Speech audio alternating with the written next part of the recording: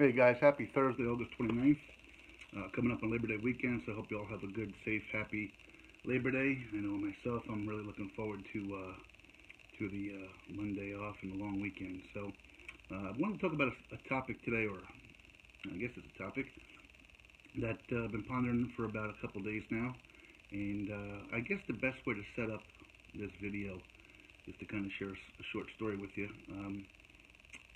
Years ago, I was married. I lived in a cul-de-sac. Had a couple really great neighbors we're good friends with, and one of them, Wendell and Annette, were friends of mine. And I was over their house one day, stopped over in the afternoon, and that day I'd seen a movie. I said, "What'd you do today?" And I told them I went to go see a movie, Remember the Titans with Denzel Washington. And they go, "Was it good?" I said, "It was a pretty fantastic movie." And they said, "Isn't it a football movie?" And I said, "Well, I think it's more a movie about life with football as the backdrop." And that's why I bring this up today, because I'm going to talk about sports, but I think I'm talking more about life, with sports being the backdrop. And I say that because I'm a big sports fan, but not everybody is, and sometimes people may hear sports and get turned off. But so let me get into a few things. And as I've talked about many times, I think one of my biggest strengths and one of the things I really enjoy is taking things and not just taking the obvious and reacting to it, but treating it like an onion and peeling back the layers. And this story has a lot of layers as well. So it was last Saturday night, maybe. I'm trying to think what day it was. Last weekend, a young quarterback for the Indianapolis Colts named Andrew Luck, 29 years old, abruptly retired from his playing career, and it kind of shocked the world a little bit, and it elicited many different reactions, and that's kind of some of the things I want to talk about. Um, First of all, he retired because he's coming off of like 3 consecutive years of injuries, and as he said, he was in the cycle of pain, rehab, injury, pain, rehab, and he just kept doing this. And he's a young man, highly intelligent, knows where he's at in life, and made the decision that he wants to be able to enjoy the rest of his life without having to sacrifice like he did and to continue to get injured in the way that he was. Um, and I don't think anybody would fault him for that. But the first layer of this story goes to something that I really want to give a shout out to somebody to somebody that's well known. He's a former NFL quarterback named Troy Aikman. He's the number one analyst on Fox football coverage. So it's not as if he's some filing clerk at an office that's speaking out. He certainly has some clout and a lot of respect. But one of his company's radio announcers, a guy named Doug Gottlieb, who I'm not a big fan of at all, I could talk another whole video about him. When this news came out, I'm paraphrasing now, but essentially called Andrew Luck, a soft millennial that didn't want to put in the hard work to get better and achieve greatness. And one of the things about talk show hosts, whether it's political, whether it's sports related, whether it's any kind of related, because they have a microphone, doesn't mean they have anything more than an opinion. And people revere these guys. And Troy Aikman tweeted out, "Hey Doug, that's bullshit." To attack the guy like that. Troy Aikman ended up retiring early himself because of multiple concussions, so he understands and feels the pain. So, a shout out to Troy Aikman. In addition, there's another talking head, sports announcer that makes a lot of money. His name's Skip Bayless. Again, another bombastic idiot, in my opinion. But Aikman apparently feels the same way and kind of refuses to work with him. But what makes his opinion, for me, special is these are co-workers. They all work for the same company. And it's rare in our politically correct world where people will speak out for against somebody else for fear of repercussion, even if they do it in a way that is their right. Like I said, he didn't attack him and put him down. Just not a fan of the guy. So I really give Troy Aikman a big shout out for that. But moving on. So what happened is the Indianapolis Colts were playing a preseason playoff game, preseason football game last Saturday night. Andrew Luck was on the sidelines, and all the reports were he was fighting this injury to get better for opening week. And he's relatively the star player on the Colts. And somehow it got found out through social media that he was retiring. And as he left the field, the Indianapolis fans were booing him. Not all of them, some of them. And this is where the story takes a turn for me. A lot of people, a lot of NFL players, what a disgrace. How could they boo him? You know, this guy made a decision and this and that. He's battling injuries. He gave his heart and soul to the organization. All true. Um, but, and here's the but that you talk about. I don't think anybody would begrudge any individual sports actor, performer, everyday Joe for making a decision that they feel is right for them. At the same time, however, you know, when you're in the public eye, there comes consequences with that. So here's one of the things that I think is interesting. Andrew Luck had 3 major injuries over the last 3 years.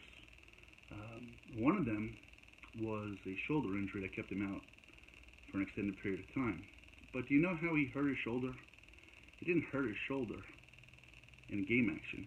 He didn't get hurt and drilled by a linebacker and separate his shoulder. He hurt his shoulder while snowboarding, recreationally.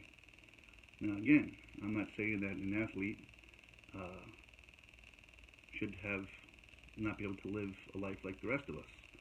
But I do question and wonder, what obligations do you have when your employer is paying you, contract in the $100 million range, $20, $30 million a year, and you're a quarterback that throws with your shoulder?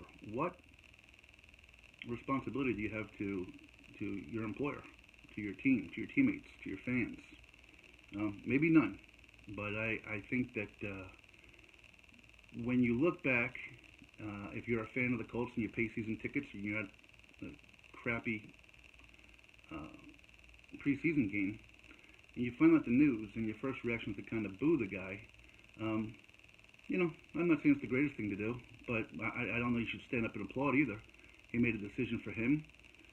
But like I said, I laugh because much like I learned throughout some of my journey and some of the news stories, if you only read the periphery, if I came to a stranger and said, hey, this guy was hurt for 3 years and he tried real hard to get back and he just wanted to do what's best, the common man would say, well, give him every bit of, that's his decision, every bit of respect and I guess acknowledgement and gratitude. But when you factor in the fact that, one of his injuries that put him out was something doing probably not the best decision for an NFL quarterback to hurt his shoulder snowboarding.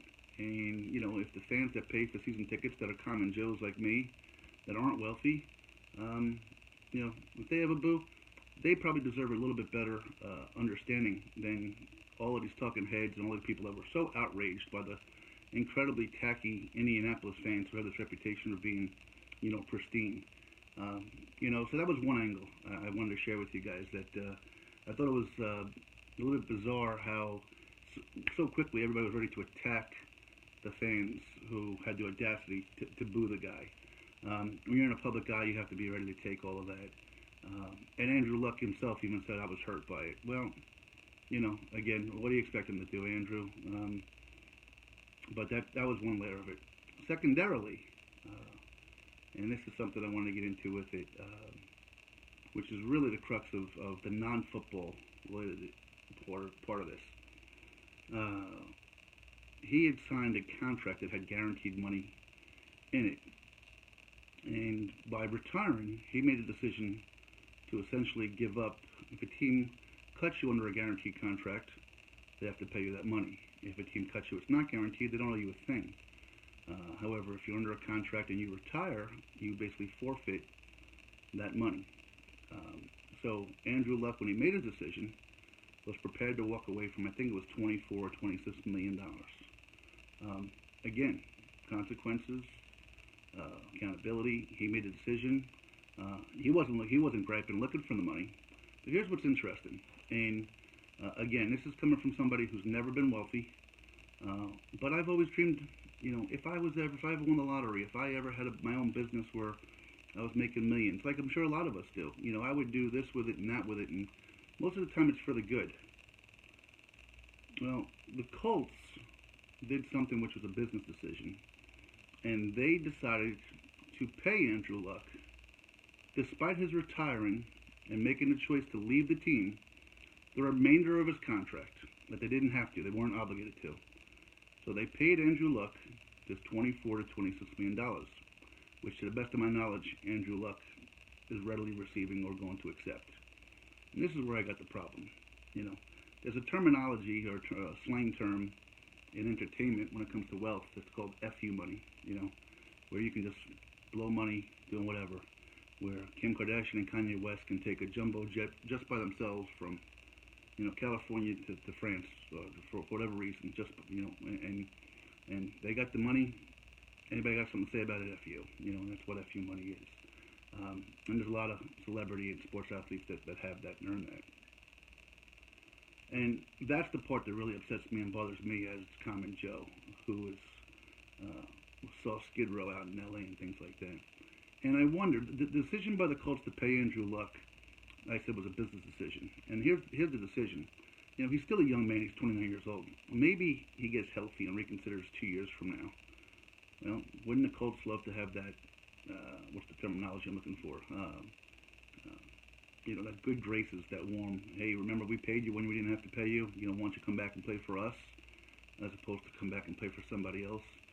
So I'm sure there was some of it that was altruistic, that said, hey, we appreciate all the service you've given the team and all your hard work and effort. But I think they also wanted to, let him know that, hey, if and when you're ready to come back, we're here. We're the guys that took care of you, so come back and take care of us. I don't think there's any doubt about that.